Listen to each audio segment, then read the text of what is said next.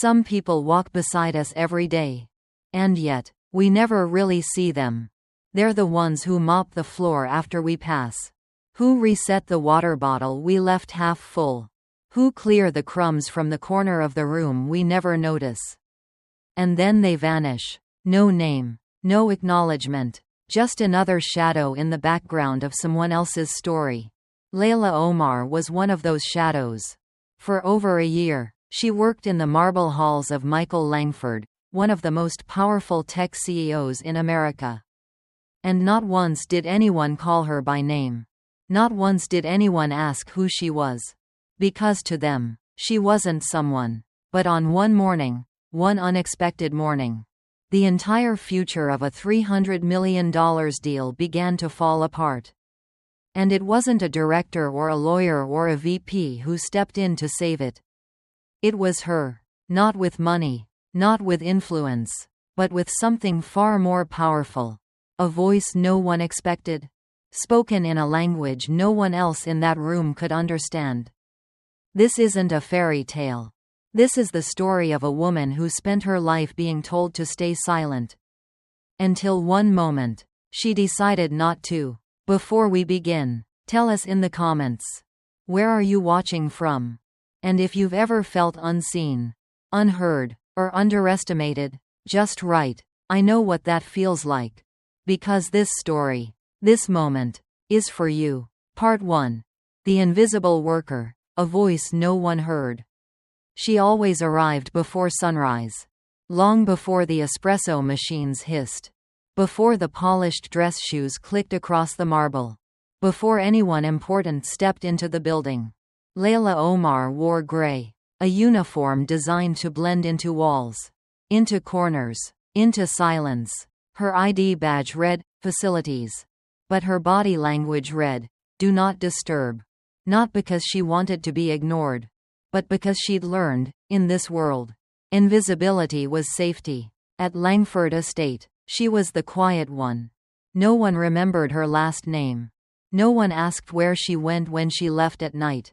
And if you had asked Michael Langford, CEO of Langford Dynamics, worth over $7 billion, he might have said he'd never seen her at all. But Leila saw everything. She saw Bianca, Michael's executive assistant, arrive every morning with heels like knives and perfume like war. She saw Jacob, the junior analyst, mutter Arabic insults under his breath, assuming no one could understand. She saw Michael slam phones, curse interns, and smile only when cameras were rolling. And every night, when she walked back to the bus stop, Leila would whisper quietly in her native tongue. Not a prayer, but a promise. I will not disappear forever. But for now, she stayed in the shadows. Because she had someone to protect. At home, her younger sister Hannah waited in a one-bedroom apartment they barely afforded.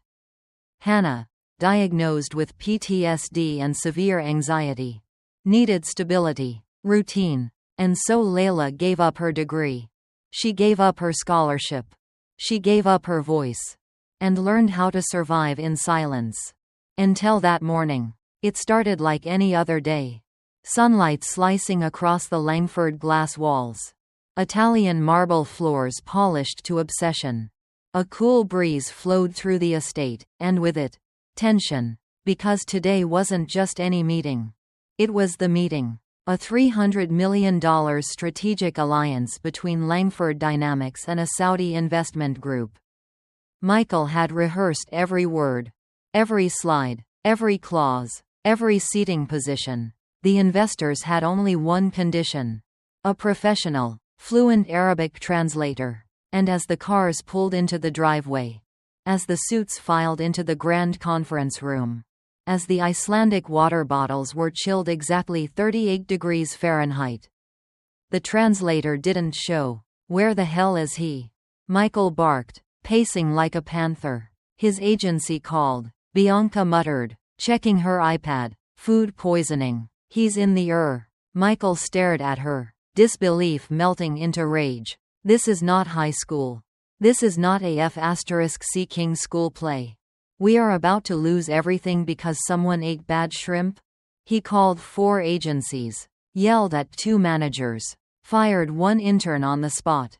No one, not a single Arabic translator in the city, could arrive in less than an hour. And the investors were growing restless. At the back of the hall, Leila was cleaning a glass staircase. Her hands smelled like lemon polish. But her mind was burning. She heard everything. Every insult. Every threat. Every careless word tossed by people who thought power came from volume. Her heart pounded. She had spent her entire life learning languages. Her father was a linguistics professor in Khartoum. She'd grown up speaking Arabic, English, French, Amharic, and silence. She tightened her grip on the rag. The room ahead wasn't just a conference room. It was a battlefield, one where people like her weren't meant to speak. She looked down at her uniform and took a breath. "Sir," she said quietly. Michael turned, frowning. "If you'd like, I can try to translate." The room froze. Bianca blinked. Jacob, the analyst, scoffed under his breath. Michael stared. "You speak Arabic?" Leila nodded. "Fluently. Classical and Gulf dialects." He narrowed his eyes. "You're the maid." She held his gaze. "And I'm also the daughter of a linguist. Who taught me the value of language. And the danger of not being heard."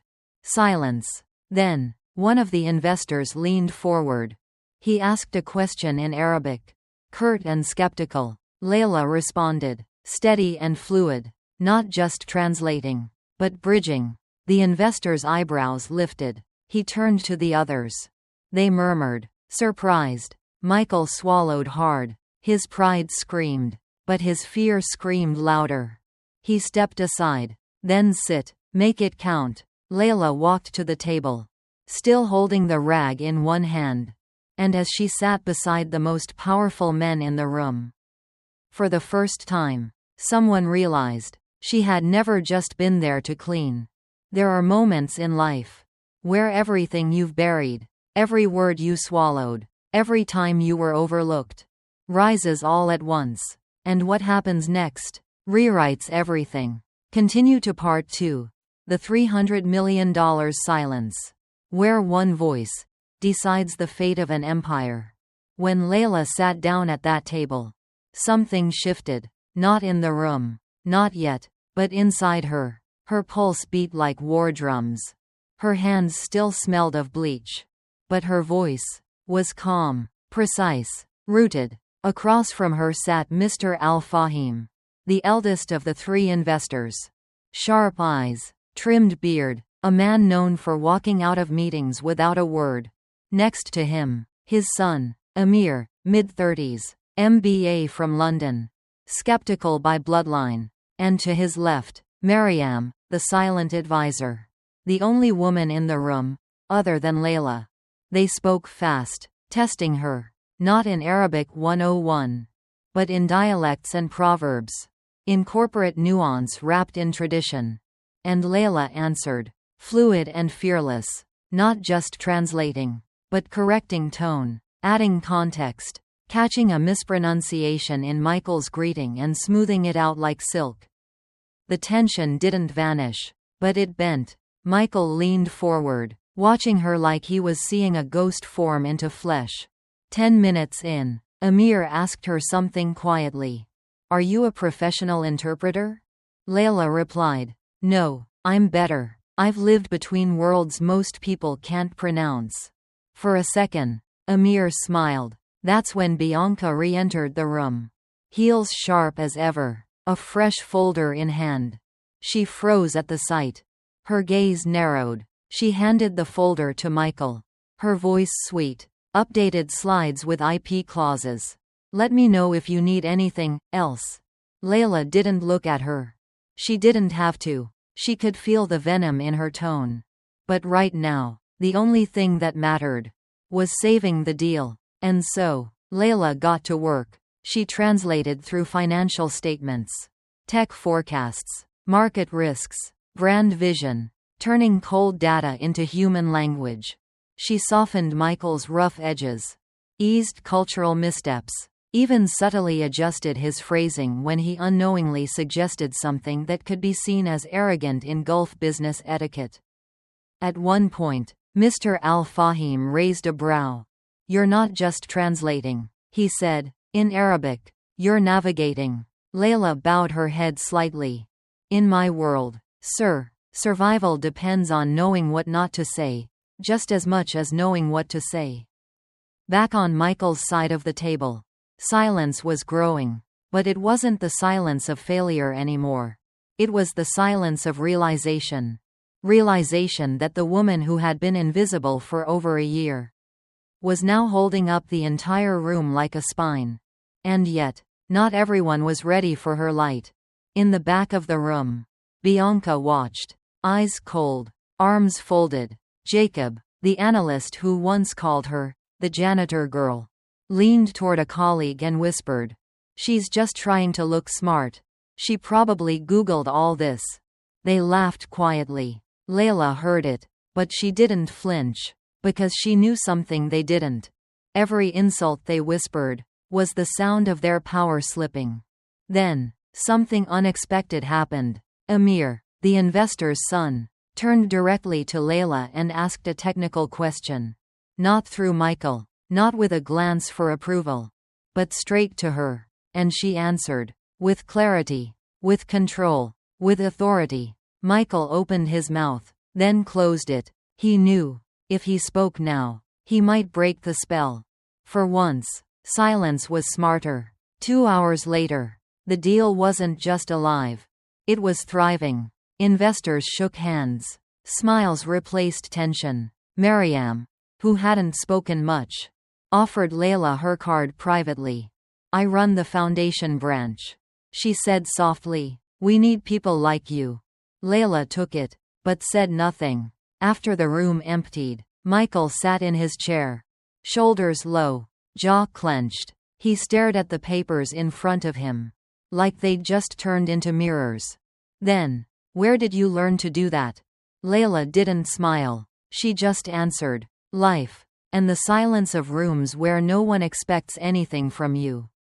Michael nodded, but in his eyes, something had cracked. Not guilt, not even shock. Something harder. Something deeper. Respect. Later that evening, as Leila walked through the side corridor toward the staff exit, Bianca was waiting by the elevators.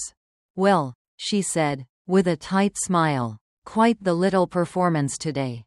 Leila met her gaze. "I wasn't performing. I was finally speaking." Bianca's lips twitched. "Enjoy your moment. Just don't forget. This world has a short memory for people like you." Leila didn't blink. "Then I'll just have to be unforgettable." The elevator dinged. She stepped inside. Some silences destroy deals. Others reveal voices the world tried to bury. But what Leila didn't know yet was that her voice had just awakened something far more dangerous than failure. Jealousy. And jealousy was about to sharpen its knives. Continue to Part 3. Her voice. Their power. Where trust is tested, and loyalty becomes a weapon. The next morning, everything looked the same, but nothing felt the same. The marble still gleamed. The sun still cut through the glass walls of Langford Estate. But the silence in the building wasn't dismissal anymore. It was awareness. People stared now. They didn't speak. They just looked, as if trying to match the woman from yesterday's boardroom with the woman who used to mop their footprints. Leila felt their eyes, their curiosity, their discomfort. She walked past Bianca in the hallway. "Good morning," Bianca said sweetly, too sweet. Leila nodded. Calm. "Good morning." There was no need for performance. Not anymore. Later that afternoon, Michael called her into his office. His tie was loosened. His tone, different. Less polished. More real. "They want you at the next round of meetings," he said. "Officially." Leila tilted her head. "As a translator?" Michael paused. "No. As the company's international liaison." She studied him. "And your team?" "They'll have to accept it," he replied. "Or they can leave." There it was. The shift. A door cracking open. But Leila had walked through enough doors to know just how fast they can slam shut. "I'll do it," she said, "but on 2 conditions." Michael raised an eyebrow. "Name them." "1. I don't wear a uniform. 2. I don't enter through the back door ever again." He looked at her for a long moment. And then nodded. "Done." That should have felt like victory. But it didn't. Because power, Leila knew, never comes without consequence.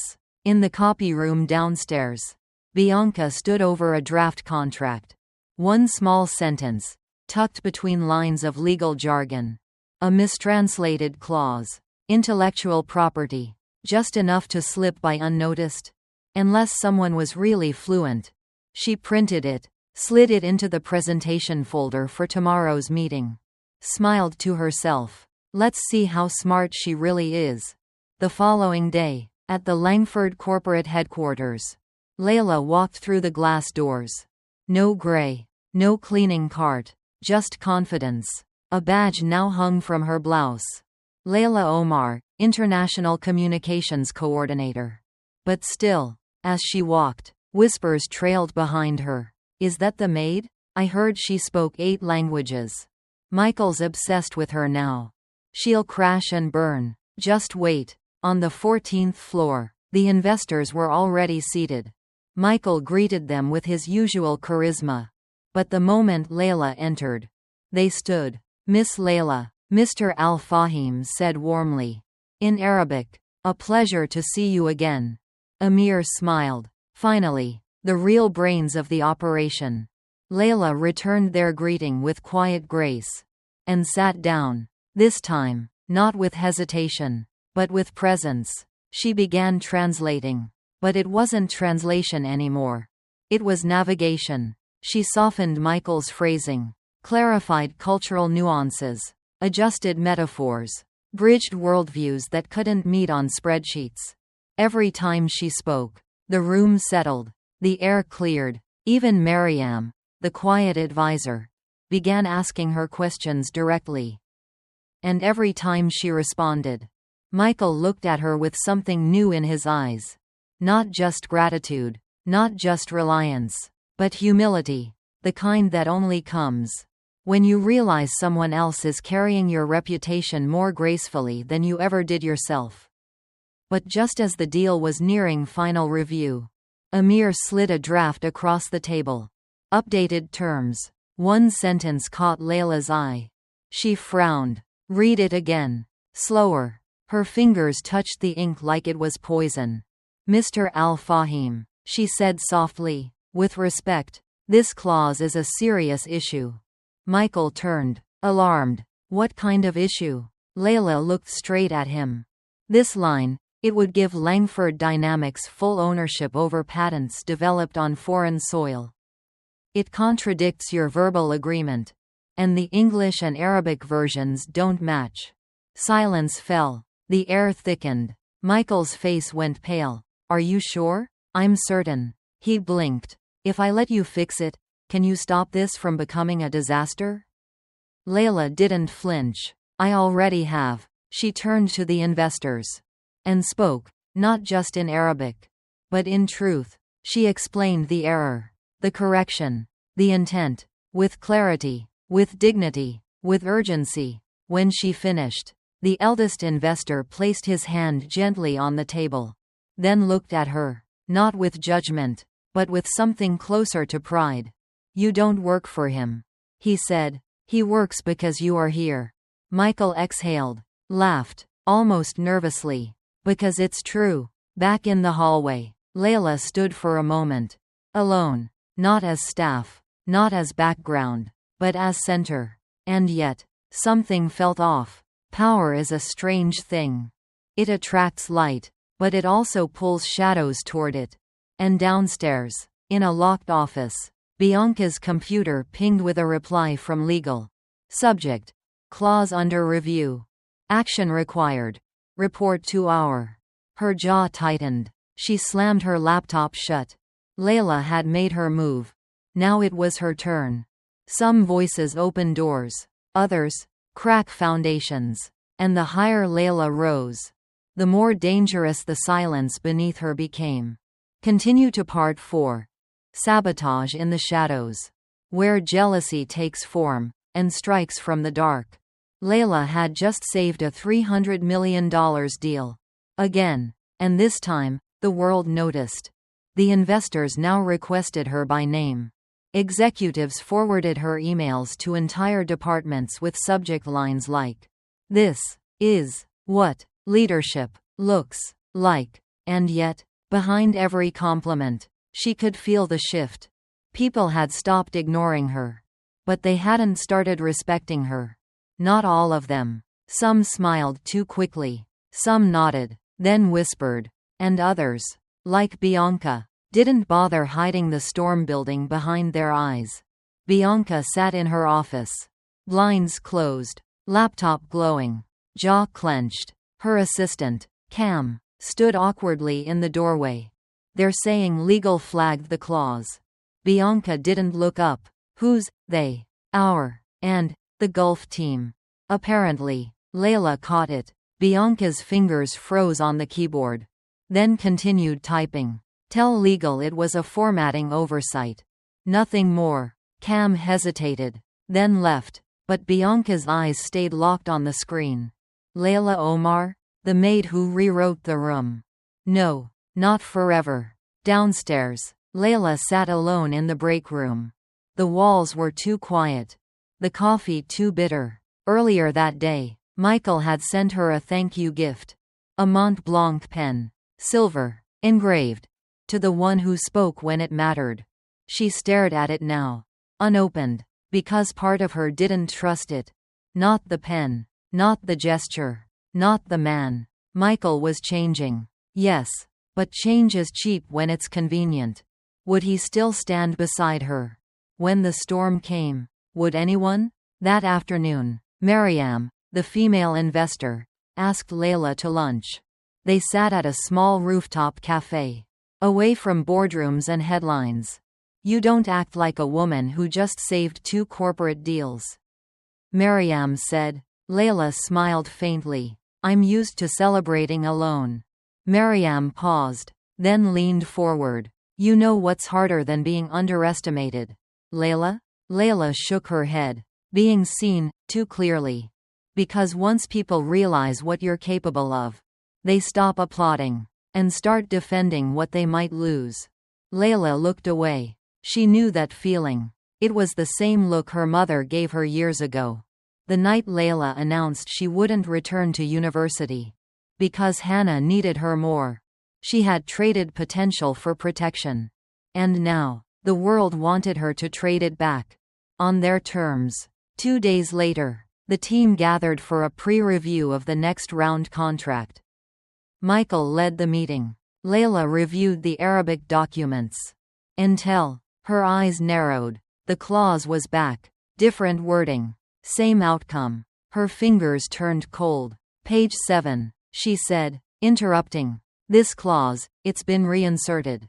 Michael frowned. No, it was removed. Legal flagged it. I know, but someone rewrote it. Subtle changes in the Arabic.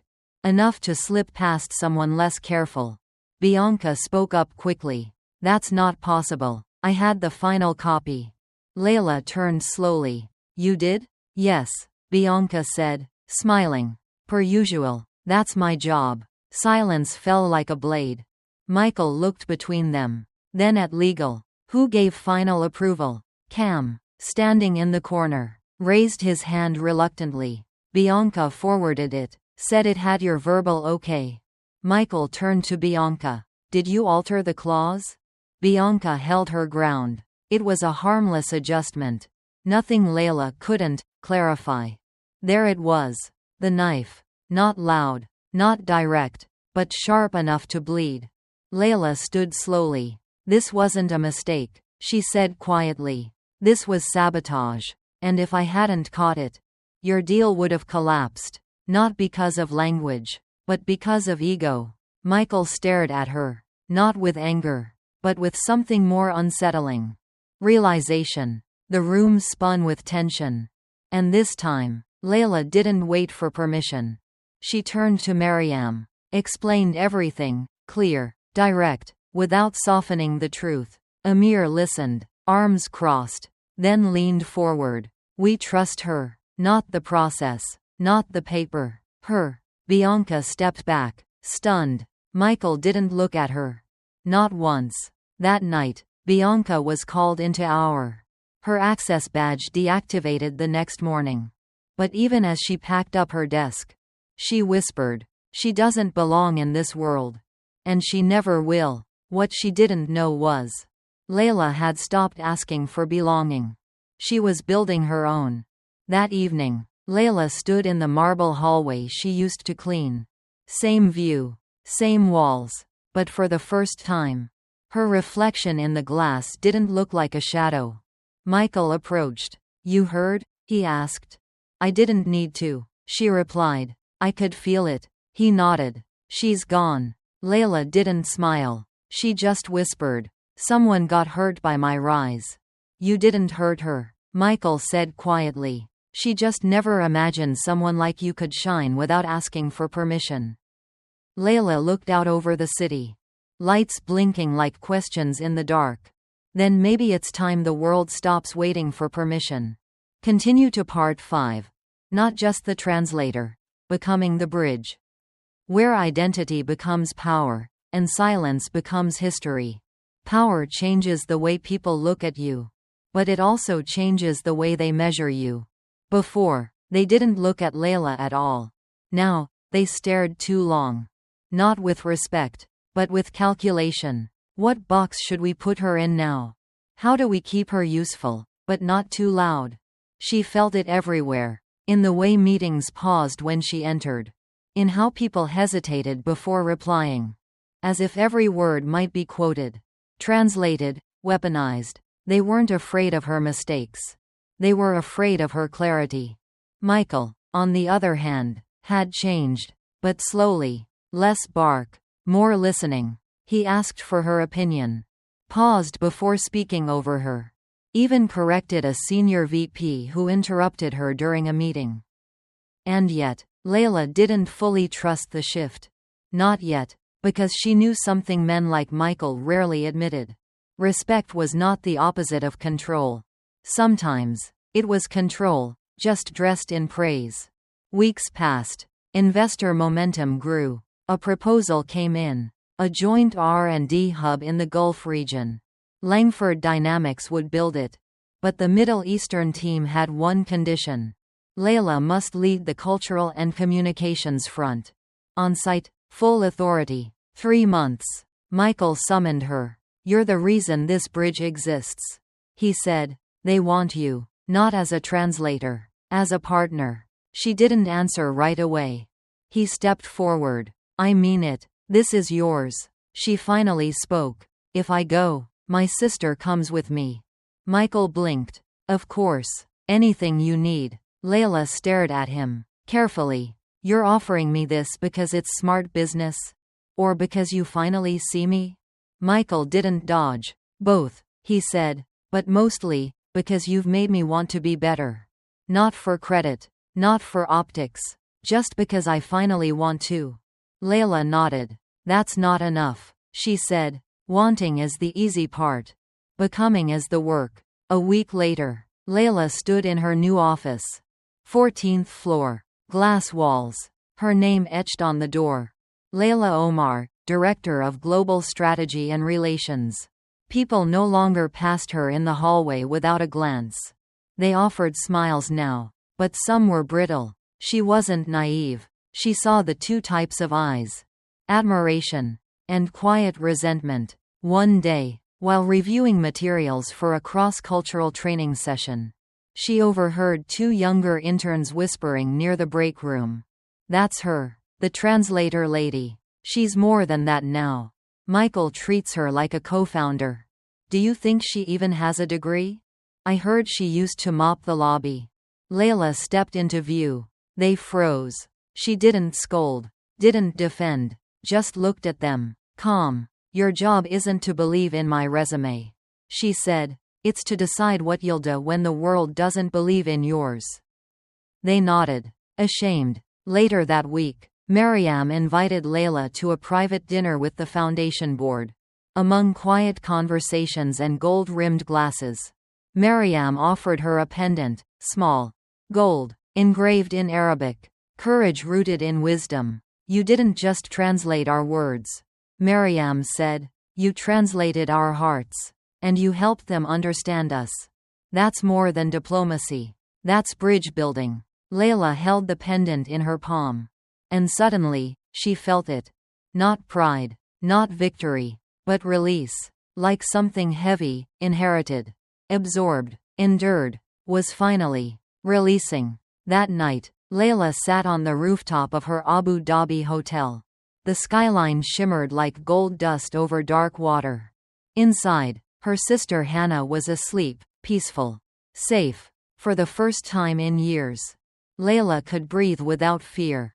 Her phone buzzed. A message from Michael. How are you? Really? She stared at the screen. Then typed. At peace. His reply came quickly. Trying to figure out who I was before I met you. And why I let that version of me last so long. She read it twice. Then wrote. Transformation has a cost. But sometimes, the cost of staying the same is higher. Power, Leila realized, wasn't about titles or offices.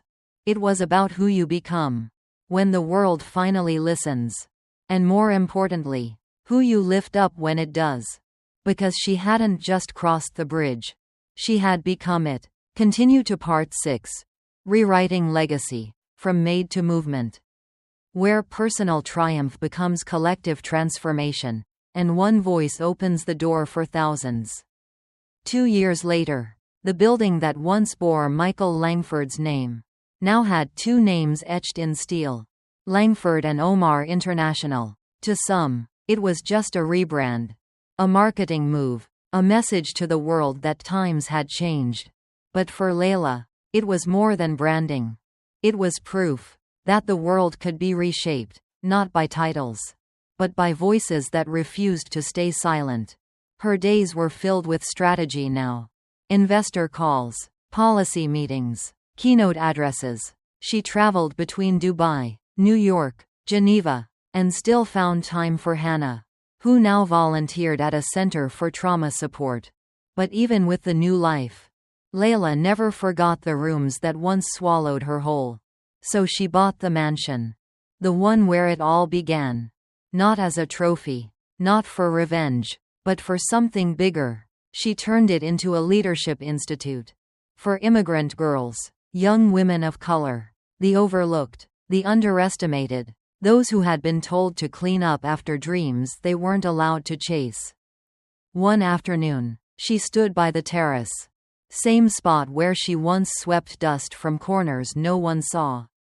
Now, the walls were covered with artwork made by the girls in the program. Quotes in Arabic, English, Spanish, Amharic, written in their own handwriting. Michael stood beside her. Do you remember the first time you really saw me? She asked. Voice quiet. He smiled faintly. You were holding a rag. But it felt like you were carrying something bigger. I was, she said, and I still am. They walked slowly through the hallway. Sometimes in silence. Sometimes with memory between their steps. Then he stopped. Sometimes I wonder if the translator hadn't cancelled that day. She didn't let him finish. You would have closed the deal. Barely. And I'd still be cleaning your staircase. He looked down. She turned to face him fully. But none of this would have existed. Michael nodded. Do you know why it worked? Why? She didn't blink. Because when someone like me walks into a room they were never invited to. And stays. The room doesn't stay the same. The room has to change. The world has to rearrange itself around that truth. Michael looked at her. Not with guilt. Not with pity. But with awe. That's when a young girl ran up to Leila. She couldn't have been older than 12. Bright eyes. Wild curls. Notebook clutched to her chest. Miss Leila, I wrote something. My idea for the campaign. I was hoping maybe you'd be the first to read it. Leila knelt down, met her gaze. Of course. Show me everything. The world needs your voice." The girl smiled. The kind of smile that believes in possibility. Later that evening, Leila stood in her office. Framed behind her, the gold pendant from Maryam. Next to it, the old ID badge that once said facilities. She held both for a moment. Then set them down. Because she didn't need them anymore. She wasn't proving anything. She was building a movement, a legacy, one that began with silence and ended with echoes louder than anyone expected. If you've ever felt like the world tried to erase you, if you've ever been told to stay small, stay quiet, stay in line, this story is proof that your voice matters. Leave a comment below. I am more than what they see. And subscribe. Because more voices like Leila's are rising. And next time, one of them might be yours.